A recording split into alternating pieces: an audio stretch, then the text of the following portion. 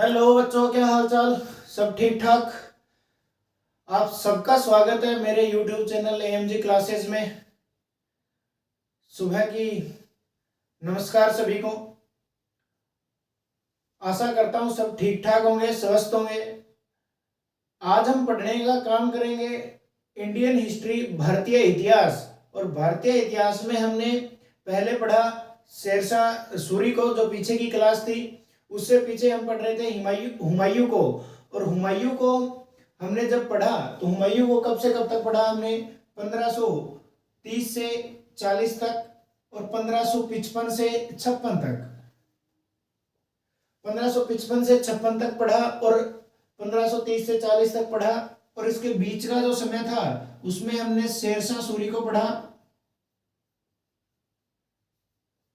शेरशाह सूरी को पढ़ा और इसके दो पुत्र हैं, उनको हमने पढ़ा। तो आज हम पढ़ने का किसको काम करेंगे? 1556 के बाद में 1556 से 1605 ईस्वी तक जिसका शासन रहा उसको हम भारतीय इतिहास के अंदर पढ़ने का काम करेंगे। और भारतीय इतिहास में 1556 से 1605 ईस्वी के बीच का जो समय था वो अकबर का शासन रहा। और अकबर जो है हुमायूं का क्या था? पुत्र था। हुमायूं का क्या था? पुत्र था। तो जैसे ही हुमायूं की मृत्यु होती है उसके बाद में एक व्यक्ति गद्दी पर बैठता है, हेमू या हेमचंद्र। तो इस हेमू को और अकबर को हम क्या करेंगे?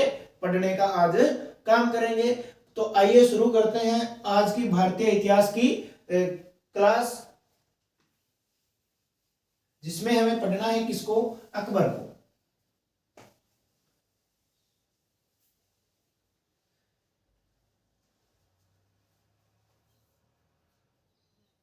अकबर जो है, अकबर का शासनकाल मैंने आपको बताया 1556 से 1605 ईस्वी तक अकबर का क्या रहता है?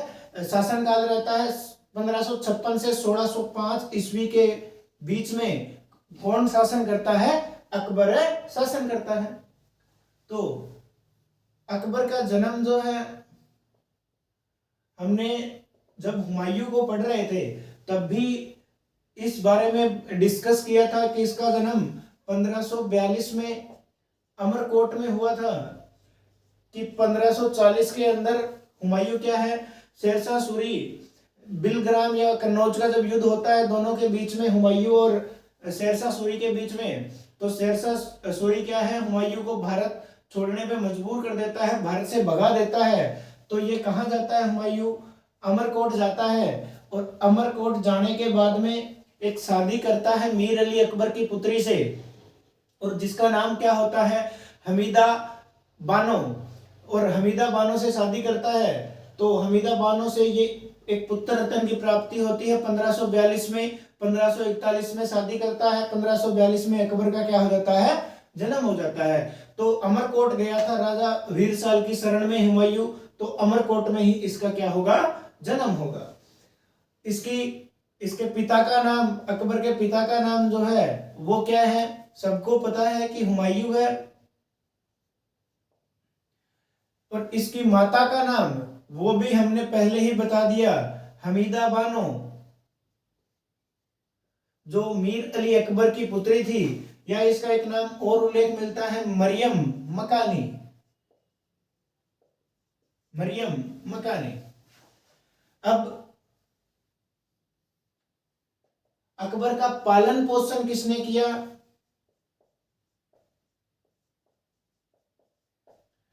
कि अकबर का लालन पालन किसने किया, पालन पोषण है किसने किया?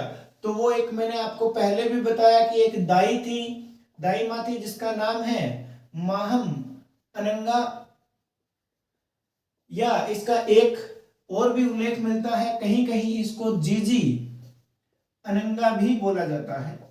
बात एक ही है, महामनंगा कहो चाहे जीजी अनंगा कहो, तो कौन थी? दाई थी। इसके पास छोड़ करके ये हमीदा बानो और हुमायूं जो है ईरान चले जाते हैं। 3 साल के बाद वापस लौटते हैं।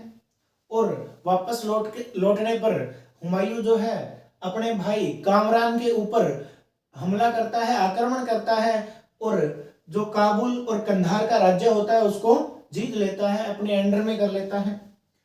इसका जो है संरक्षक होता है अकबर का,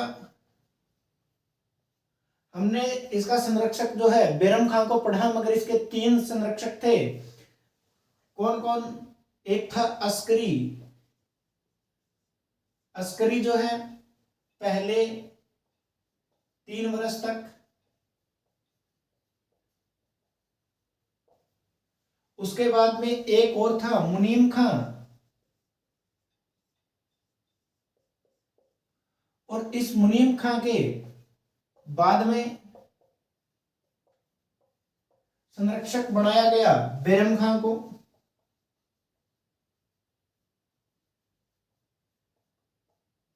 बैरम खां को, और ये जो बैरम खां है 1556 से लेकर 60 तक इसका क्या रहा? संरक्षक रहा। इससे पहले अस्करी था और मुनीम खां था। इसका एक शिक्षक होता है, इसको शिक्षा देने वाला, उसका नाम है अब्दुल लतीफ।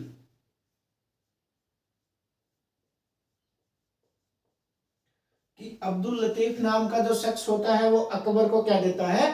शिक्षा देता है। तो ये था अकबर का परिचय। अब इसके बाद में हम इसने क्या क्या किया, कहाँ का, पहले ये सूबेदार बनता है, उसके बाद में इसका राज्याभिषेक होता है, उसके बाद में युद्ध होते हैं, उनको हम क्या करेंगे? पढ़ने का काम करेंगे।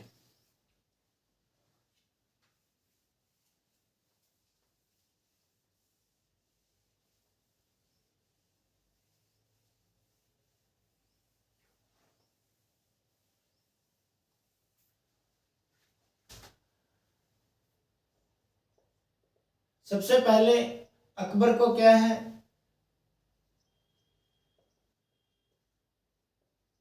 सबसे पहले अकबर को औपचारिक रूप से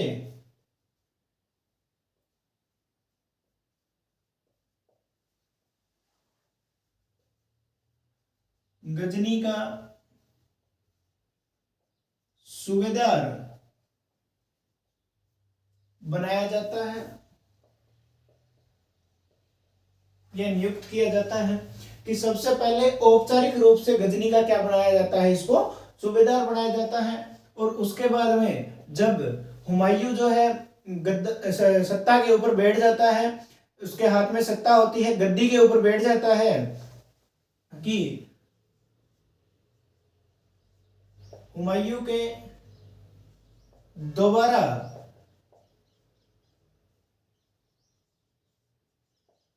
दिल्ली की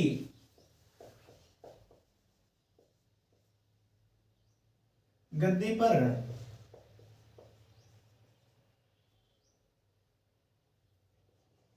बैठते ही अकबर को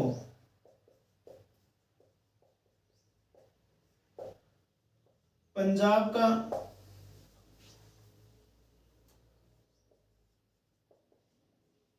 सूबेदार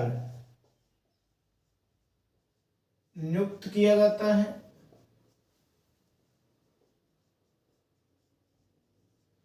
कि जैसे ही हुमायूं जो है दोबारा दिल्ली के तख्त के ऊपर बैठता है, तो बैठते ही अपने पुत्र अकबर को पंजाब का सूबेदार नियुक्त कर देता है। और नियुक्त करते करते 1556 ईस्वी में इसका संरक्षक जो है बैरम खां को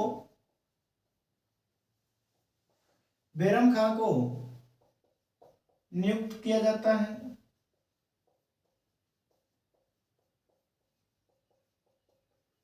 कि हुमायूं का सबसे वफादार व्यक्ति था बैरम खां, तो इसी के चलते बैरम खां को अकबर का संरक्षक घोषित कर दिया जाता है, बढ़ा दिया जाता है। अब इसी 1556 में अकबर अपने संरक्षक बैरम खां के साथ एक अभियान पर निकलता है। उस अभियान का नाम है 1556 में ही कलानौर का अभियान, कि अकबर जो है कलानौर के अभियान पे निकलता है किसके साथ, बैरम खां के साथ। और इस अभियान में साथ कौन कौन होता है, तो इस अभियान पर जाते हैं बैरम खां के साथ अकबर। और ये जो कलानौर है ये पंजाब में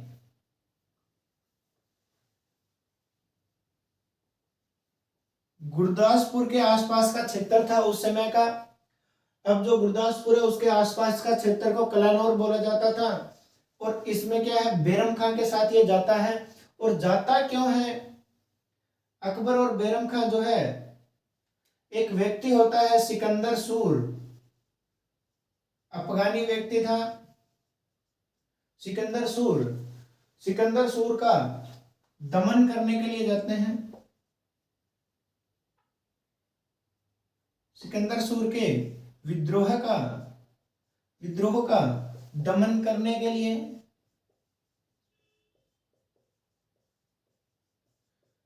कि सिकंदर सूर ने कलानौर में क्या कर दिया था, विद्रोह कर दिया था अकबर के खिलाफ।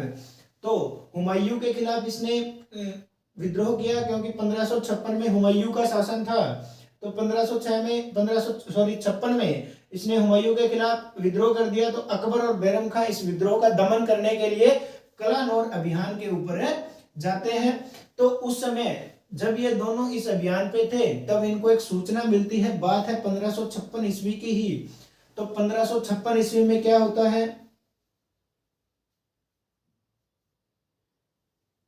इस कलानौर अभियान के दौरान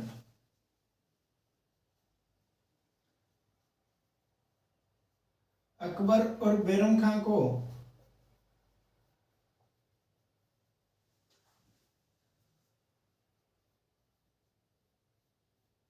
हुमायूं की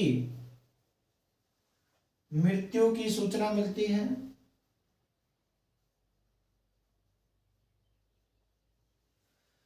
कि जब अकबर और बैरम खां कलानौर के अभियान पर थे, कब, 1556 ईस्वी में। तो 1556 ईस्वी में ही हुमायूं की क्या होती है, मृत्यु होती है। तो इस अभियान के दौरान ही बैरम खां और अकबर को क्या मिलती है, हुमायूं के मौत की या मृत्यु की सूचना मिलती है। तो जैसे ही हुमायूं की मृत्यु हुई तो दिल्ली का जो सिंहासन है वो क्या हो गया, खाली हो गया। अब उसके ऊपर बहुत से व्यक्ति जो है अपनी निगाह रखे बैठे थे। तो उनमें से एक था आदिल शाह का प्रधानमंत्री हेमचंद्र, जिसका संबंध जो है रेवाड़ी से है। उसके बारे में हम बात करेंगे, पहले अकबर के बारे में ही पढ़ लें। कि जैसे ही 1556 ईस्वी में हुमायूं की मृत्यु होती है तो बैरम खां क्या करता है, अकबर का राज्याभिषेक करता है। तो प्रश्न यहां से उठता है कि 1556 में कलानौर में अकबर का राज्याभिषेक बैरम खां द्वारा, कि अकबर का राज्याभिषेक कौन करता है, बैरम खां करता है। कब, 1556 ईस्वी में करता है। और वहां पे कोई कलानौर के अंदर, कलानौर गुरदासपुर भी लिखा आ सकता है, वहां पे कोई सिंहासन तो होता नहीं है। तो बैरम खां जो क्या है, ईंटों का सिंहासन बनाकर अकबर का क्या करता है, राज्याभिषेक करता है। मगर वहां तो इसने अकबर का क्या कर दिया, राज्याभिषेक कर दिया, मगर दिल्ली की गद्दी जो है वो क्या है, खाली पड़ी है। तो 1556 में ही 1556 में ही आदिल शाह का प्रधानमंत्री होता है, शेर शाह सूरी का लड़का होता है आदिल शाह, उसका प्रधानमंत्री होता है कौन, हेमू या हेमचंद्र, जिसको क्या बोला जाता है, हेमू बोला जाता है। आदिल शाह भी यही चाहता है कि दिल्ली की गद्दी पर बैठने के काबिल है। क्यों काबिल है? क्योंकि 1556 से पहले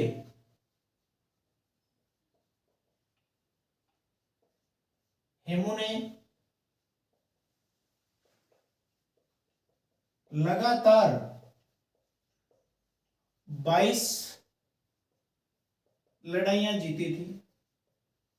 कि जब ये दिल्ली की गद्दी के ऊपर बैठा हेमचंद्र, उससे पहले, उससे पूर्व में लगातार 22 लड़ाइयां जीत 22 लड़ाइयों में इसने जीत हासिल की थी। पश्चिमी बंगाल से लगा था और दिल्ली तक 22 शासकों से इसका सामना हुआ और 22 के 22 लड़ाइयां इसने क्या है, बैक टू बैक लगातार जीतने का काम किया। तो अब आदिल शाह भी यही सोच रहा है कि भाई अगर दिल्ली की गद्दी के ऊपर बैठने वाला है तो कोई हेमचंद्र है। तो हेमचंद्र ने कह दिया कि मैं भी दिल्ली की गद्दी के ऊपर बैठूंगा। तो 1556 में दिल्ली की गद्दी पर हेमू अपना अधिकार कर लेता है।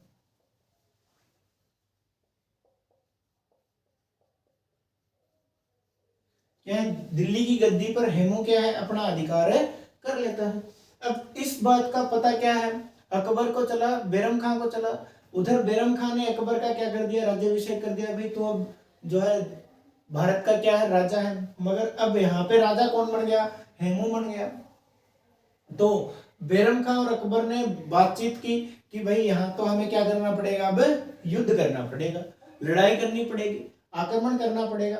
तो हेमू के ऊपर आक्रमण करते हैं। उस जब पानीपत का द्वितीय युद्ध होता है, उससे पहले हेमू की दो बात और पढ़ लेते हैं कि हेमू को एक उपाधि दी थी आदिल शाह ने। आदिल शाह ने एक उपाधि दी, एक उपाधि दी आदिल शाह ने। और वो उपाधि किस चीज की थी, वो उपाधि का नाम था विक्रमादित्य। विक्रमादित्य की उपाधि दी। विक्रमादित्य की उपाधि इसीलिए दी कि इसने 22 लड़ाइयां लगातार जीती, बैक टू बैक जीती। इसलिए आदिल शाह ने खुश होकर के अपने प्रधानमंत्री को एक उपाधि दे दी विक्रमादित्य की। और विक्रमादित्य जो हेमू था वो भारत का 14वां विक्रमादित्य था। भारत का पहला जो विक्रमादित्य था, भारत का पहला विक्रमादित्य, उसका नाम था चंद्रगुप्त। कि चंद्रगुप्त को पहली उपाधि मिलती है विक्रमादित्य की। और 14 नंबर की विक्रमादित्य की उपाधि किसको मिलती है, हेमचंद्र को मिलती है। कौन देता है, आदिल शाह देता है। और एक बात और हेमू की कि दिल्ली की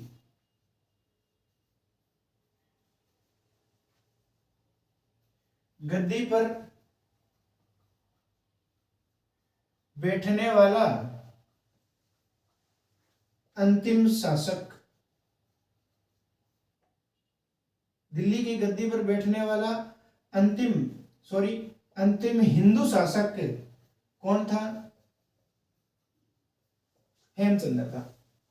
कि दिल्ली की गद्दी के ऊपर कोई हिंदू शासक बैठा सबसे आखिर में, तो वो कौन था, हेमचंद्र था। ये प्रश्न कम से कम 20 बार जो है पूछ लिया गया है कि दिल्ली की गद्दी पर बैठने वाला अंतिम हिंदू शासक कौन है, तो वो हेमचंद्र है। और अगर सीधा सीधा पूछे कि अंतिम शक्तिशाली हिंदू शासक दिल्ली का जिक्र ना किया गया हो, दिल्ली की गद्दी का जिक्र ना किया गया हो, तो उत्तर हो जाता है हर्षवर्धन या फिर पृथ्वीराज चौहान। दोनों ऑप्शन में जो हो तो पृथ्वीराज चौहान को टिक करना है, पृथ्वीराज चौहान नहीं हो तो हर्षवर्धन को क्या करना है, टिक करना है।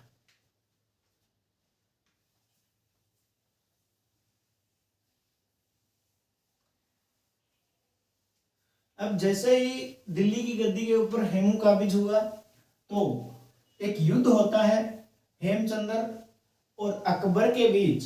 अकबर तो जिस समय अकबर का राज्याभिषेक हुआ उस समय अकबर की आयु राज्याभिषेक के समय अकबर की आयु 13 वर्ष थी, कि राज्याभिषेक के समय अकबर की आयु 13 वर्ष थी। तो 13 वर्ष की आयु में अकबर युद्ध नहीं लड़ सकता था, तो युद्ध तो किसने लड़ा? बैरम खान ने लड़ा, मगर नाम किसका हुआ? अकबर का हुआ। तो एक युद्ध होता है 5 नवंबर 1556 में, और उस युद्ध का नाम क्या दिया गया?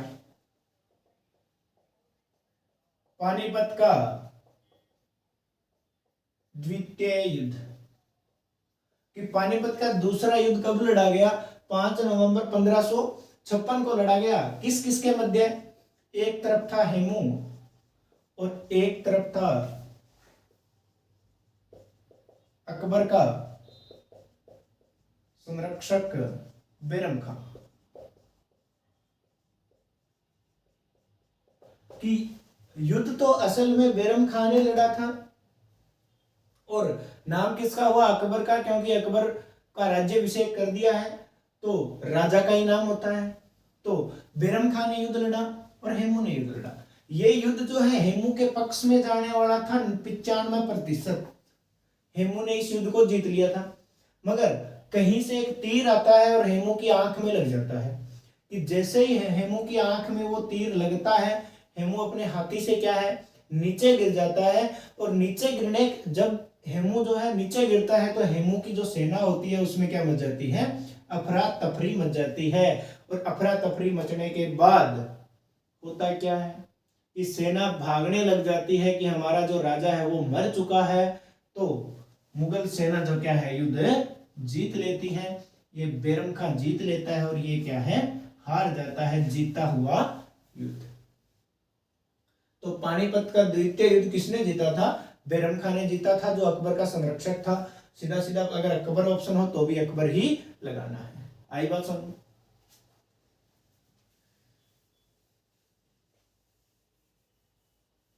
अब 1556 से बात करते हैं, 1556 से 1560 की। तो ये क्या है? इस समय में संरक्षक होता है बैरम खान अकबर का, तो इसको बोलते हैं बैरम खान संरक्षक काल। कि बैरम खान संरक्षक काल बोलते हैं 1556 से 1560 का जो समय था। और इसके अंदर बैरम खान ने अकबर के लिए क्या क्या किया, कितने युद्ध जीते, कितने क्षेत्र मिलाए, उनको हम आज पढ़ने का काम करेंगे। तो पहला इसने क्या किया? पानीपत का द्वितीय युद्ध जीता। उसके बाद में इसने क्या किया? ग्वालियर, जौनपुर और चुनार को जीतकर अपने क्षेत्र में मिला लिया।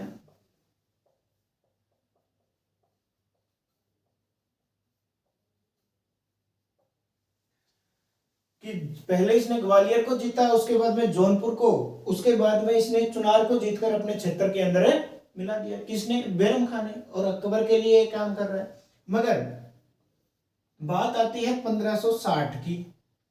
तो 1560 में एक युद्ध होता है, तिलवाड़ा का युद्ध।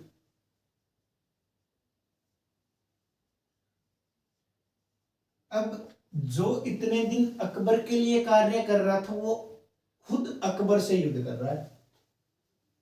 युद्ध किस किस के बीच में होता है? बैरम खान वर्सेस था अकबर। और इस युद्ध में अकबर क्या है, जीत जाता है, और बैरम क्या क्या है, हार जाता है। बैरम खान हार जाता है। और ये युद्ध हुआ क्यों था? ये मैंने आपको पहले ही बताया कि इसकी अकबर जो है, जिसने अकबर का लालन पालन किया था, महम अनंगा, वो क्या है, बैरम खान, इसके अकबर के क्या है, कान भरना शुरू कर देती है। कि भाई बैरम खान क्या करता है कि हद से ज्यादा कामों में क्या है, अपनी टांगे अड़ा रहा है। जिस कार्य में उसको हस्तक्षेप नहीं करना चाहिए, उस कार्य में भी हस्तक्षेप कर रहा है। सीधी सीधी बात है, वो कहती है कि बैरम खान करना कुछ और चाहता है, दिखा कुछ और रहा है। तो अकबर के मन में भी कुछ खोट आ गया, और अकबर जो है बैरम खां को बोलता है, ये एक बाहरी अभियान पे गया हुआ था, तब इसके पास संदेश भेजता है कि भाई तू क्या है वापस मत आना। तो ये जैसे ही वापस आता है तो ये दोनों में युद्ध हो जाता है। और उसके बाद बैरम खान जैसे ही आता है तो अकबर कहता है इतने साल इसने मेरी सेवा की है तो इसको मैं 3 विकल्प देता हूं। पहला विकल्प दिया कि तू भाई जो है सुरक्षा सलाहकार बन जा, तो इसने कर दिया कि बैरम खान है प्रधानमंत्री या वजीर जैसे पद पे रहा तो कि छोटा पद में नहीं ले सकता, तो ये मना कर दिया।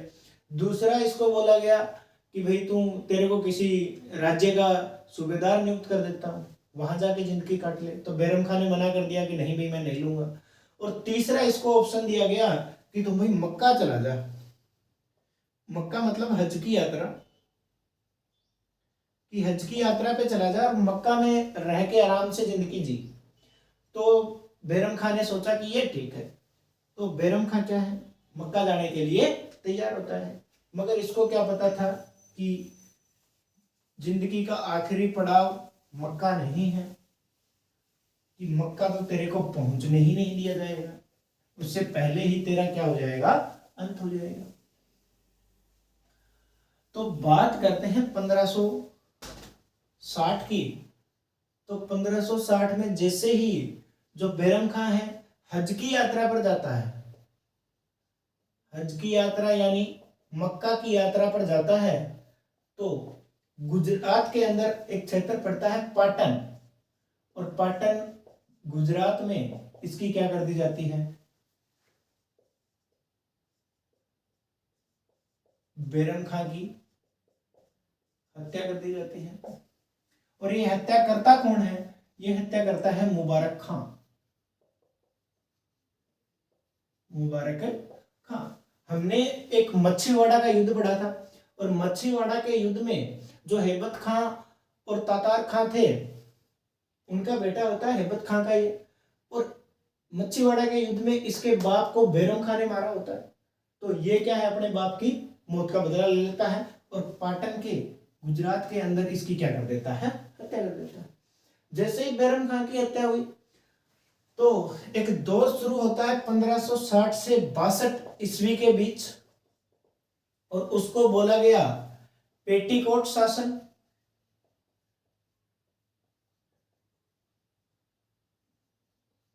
या फिर पर्दा शासन। क्यों बोला गया, क्योंकि इसके अंदर जो महाम अनंगा होती है वो शासन करती है। अकबर केवल और केवल राजा होता है, मगर सारा का सारा काम कौन करती है, महामनंगा करती है, उसके संरक्षक के रूप में कार्य करती है वो। तो इसको क्या बोला गया 1560 से 1562, और बहुत सी जगह जो क्या है 1560 से 1564 ईस्वी तक इसको पेटीकोट शासन या पर्दा शासन कहा जाता है। मगर 1560 से 1562 क्या है, HSSC और SSC दोनों ये बात मानती है 1560 से 62 तक। तो हमें पढ़ना क्या है 1560 से 62 तक। तो इसके अंदर क्या होता है कि महाम अनंगा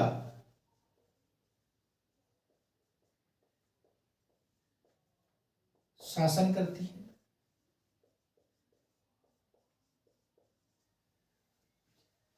60 से 62 तक 2 साल ये शासन करती है। उसके बाद में बात आती है 1561 ईस्वी की। 1561 ईस्वी में अकबर जो है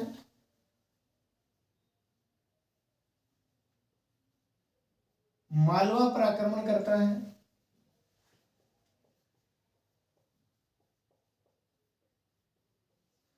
तो मालवा पर आक्रमण करता है, तो मालवा का शासक जो है उस समय मालवा का शासक था बाज बहादुर।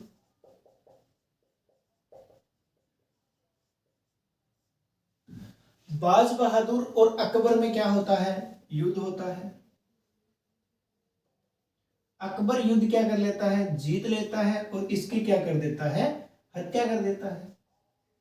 जैसे ही बाज बहादुर की हत्या होती है तो इसकी एक पत्नी होती है जिसका नाम होता है रूपवती।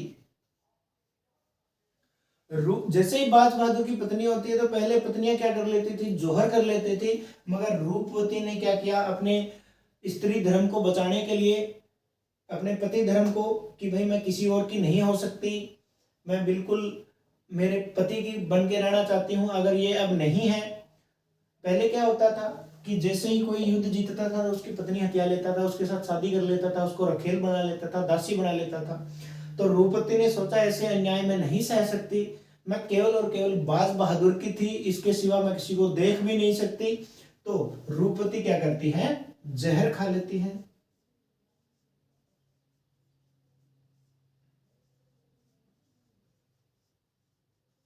जहर खाकर क्या कर लेती है, खुदकुशी कर लेती है। तो बाज बहादुर और रूपवती की जो समाधि है वो है उज्जैन में। उज्जैन के अंदर इनकी क्या बनाई गई है, समाधि बनाई गई है। तो 1561 में क्या है, अकबर है मालवा पर आक्रमण करता है और वहां का राजा होता है बाज बहादुर, जिसकी हत्या कर दी जाती है। और जैसे ही उसकी हत्या होती है तो रूपवती क्या कर लेती है, जहर खाकर खुदकुशी कर लेती है, और मालवा किसके अधिकार में आ गया, अकबर के अधिकार में आ गया।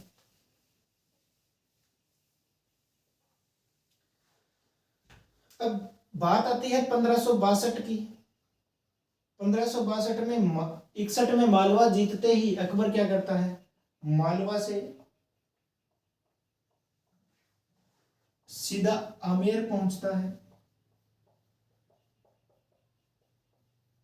आमेर जाता है तो आमेर के अंदर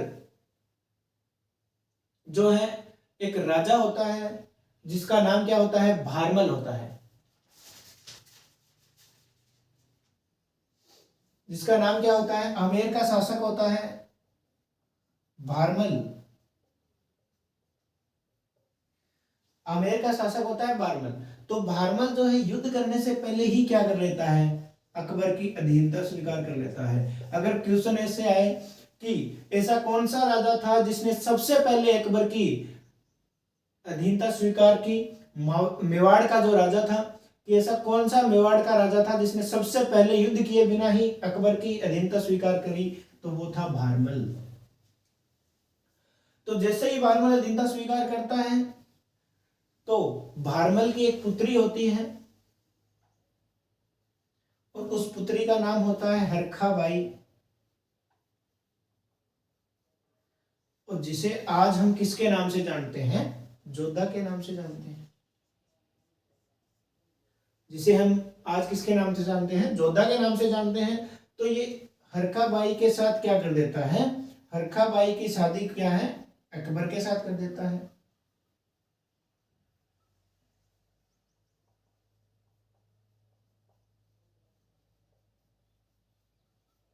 अब जैसे ही भारमल ने अपनी पुत्री की शादी अकबर के साथ की तो क्या हो गए कि संबंध बन गए।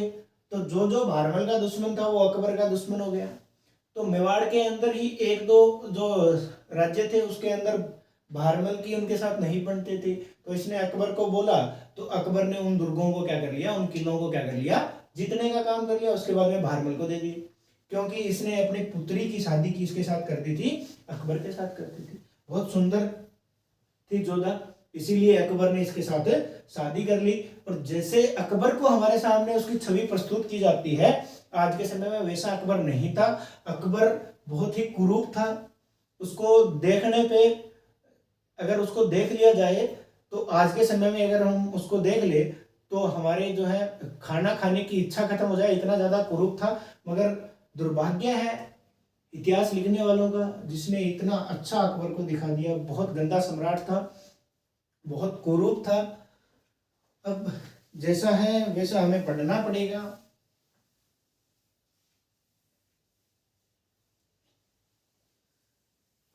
तो 1562 में आगे क्या होता है कि जैसे ही ये शादी करता है तो 1562 में ही महम अनंगा की क्या हो जाती है, मृत्यु हो जाती है।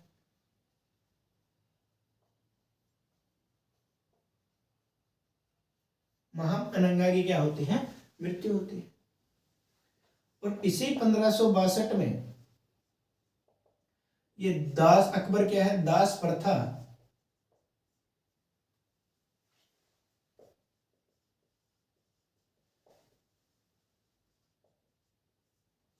अकबर दास प्रथा खत्म करता है।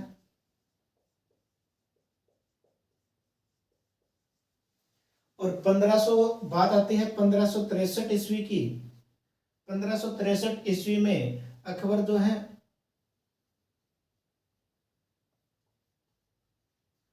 तीर्थ यात्रा पर लगाए हुए कर को क्या करता है, कर को खत्म करता है कि भाई आज से कोई भी व्यक्ति अपने जी चाहे उस तीर्थ पे जाकर के यात्रा कर सकता है। उससे पहले जहां भी हिंदू व्यक्ति जाते थे अपने तीर्थ की यात्रा करने के लिए तो उनको क्या देना पड़ता था, कर देना पड़ता था। ये हिंदुओं के लिए अच्छा काम किया इसने। उसके बाद में बात आती है 1564 ईस्वी की। तो 1564 ईस्वी में ये क्या कर देता है, जजिया कर समाप्त कर देता है।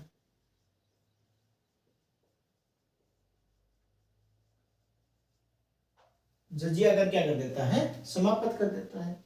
जैसे ही जजिया कर समाप्त किया तो हिंदुओं में खुशी की लहर आ गई कि भाई एक तो तीर्थ यात्रा पे कर नहीं देना, एक जजिया कर नहीं देना, अब अपन क्या है अपने धर्म का अनुष्ठान खुल के कर सकते हैं, कोई भी टैक्स नहीं देना। तो हिंदुओं ने एक इसको उपाधि दी 1564 में ही,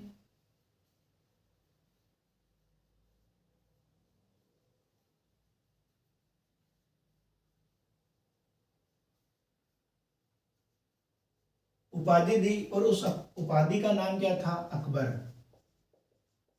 अब हम शुरू से अकबर अकबर पढ़ रहे हैं तो अकबर का जो वास्तविक नाम है वो था जलालुद्दीन मोहम्मद।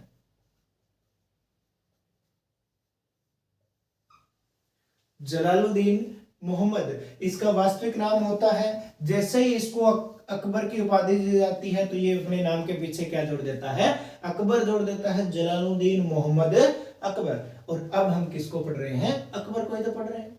तो वास्तविक नाम क्या है, जलालुद्दीन मोहम्मद। इतनी बात आई समझ।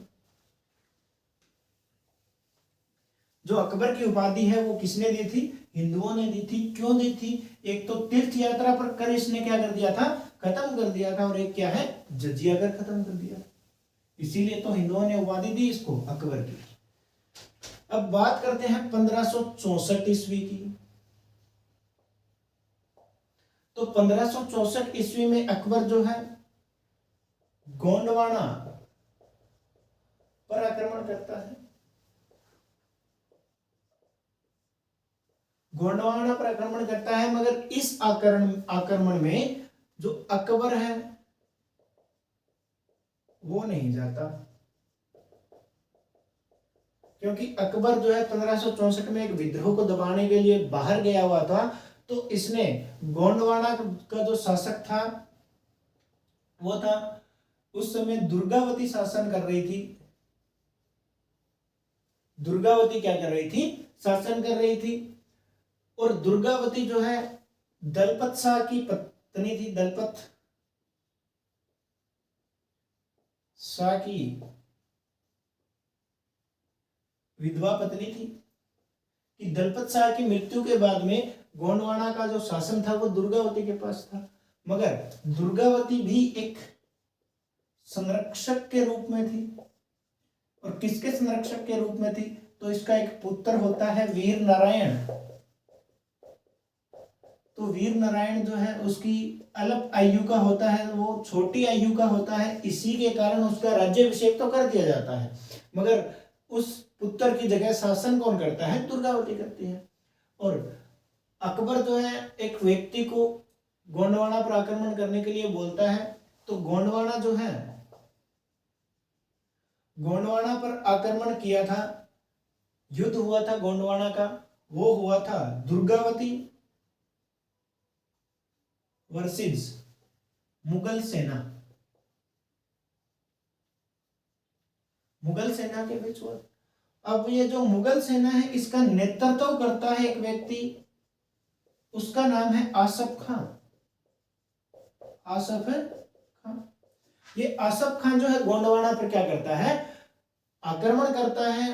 और दुर्गावती और आसफ खां और मुगल सेना के बीच में क्या होता है, युद्ध होता है। इसके अंदर दुर्गावती की क्या होती है, हार होती है, और आसफ खां या मुगल सेना की क्या होती है, जीत होती है। सीधी सीधी बात करें तो 1564 में गोंडवाना पर आक्रमण करके अकबर ने इसको जीत लिया था, मगर जीतने के बाद अकबर ने क्या किया, अकबर ने ये गोंडवाना जो है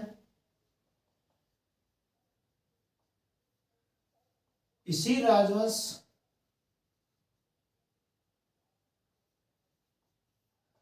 इसी राजवंश का मतलब क्या है कि जो दलपत शाह है, दलपत शाह के राजवंश से ही एक व्यक्ति को, इसी राजवंश के एक व्यक्ति को राजा बनाता है।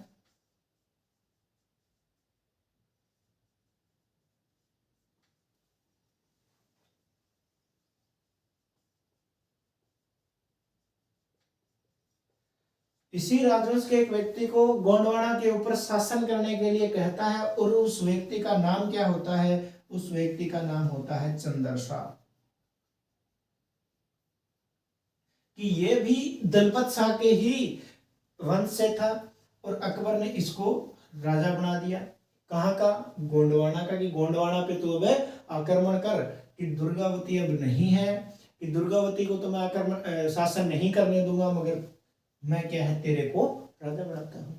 तो आज हम पढ़ रहे थे अकबर। अकबर का टॉपिक जो है बहुत लंबा चलेगा, तो इसीलिए आज की क्लास में हम केवल और केवल कितना पढ़ेंगे, 1564 ईस्वी तक हमने पढ़ा है, और इतना ही पढ़ेंगे। तो आशा करता हूं कि आज की जो क्लास है आपको पसंद आएगी। अगर पसंद आए तो लाइक कीजिए और शेयर कीजिए और चैनल को सब्सक्राइब कीजिए। आज के लिए इतना ही, धन्यवाद।